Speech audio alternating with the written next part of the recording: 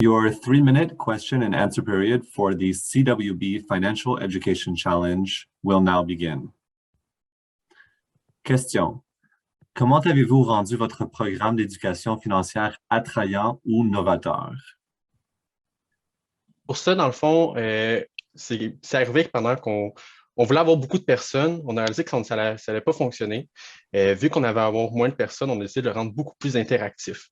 Vraiment donner la chance aux personnes qui participent à l'événement de poser des questions directement aux conférenciers, contrairement aux autres conférences, aux autres trucs du même genre, et que le conférencier parle tout le long, puis à la fin, on dit bye-bye. Là, maintenant, il y a vraiment une interaction, une implication qui se crée entre les deux parties. Question. Comment expliquez-vous le succès de ce projet?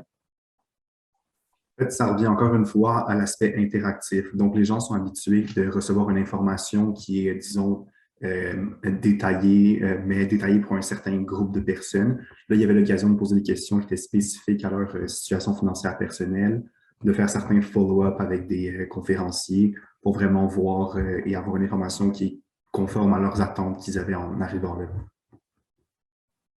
Question. Oh, pardon. Question. Avez-vous pensé à faire évoluer votre projet? Pourquoi et comment? Oui, essentiellement, qu'est-ce qu'on aimerait faire par la suite? Ce serait de vraiment créer des petites brochures, comme un 5 pages qui dit en 5 façons de vraiment bien se placer financièrement. Par la suite, ça serait de l'ajouter avec un programme de mentorat encore très interactif, encore très personnel pour chaque individu. C'est ça vraiment qu'on a regardé qui était la force, l'innovation en tant que telle, la valeur de notre projet. C'est vraiment l'interactivité, le personnel, tous ces faits-là. Question. Pouvez-vous préciser ce que vous avez accompli cette année par rapport aux années précédentes? Oui, donc ce projet-là, on l'avait commencé déjà une première fois en 2018 ou quelque chose, puis il a été mis sur pause. Depuis mars passé, on a fait 2 éditions, donc une en mars, une en novembre. Puis, ça nous a donc permis de repartir ce projet-là, de faire des nouveaux partenariats avec des personnes qu'on ne rejoignait pas avant, donc autant des partenariats avec des organismes communautaires, donc la Maison d'Haïti, avec des organismes qui sont liés à HEC, d'autres comités étudiants qui permettent un peu un échange de connaissances et d'autres éléments aussi, en général.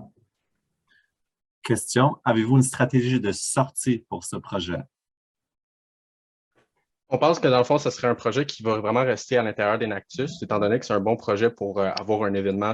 C'est plutôt des petits projets avec une suite. C'est vraiment formateur pour les personnes de notre comité. Donc, ça serait vraiment un projet étudiant à long terme, puis que c'est vraiment le comité qui gérerait. Merci. Thank you. Your time has now expired. Thank you.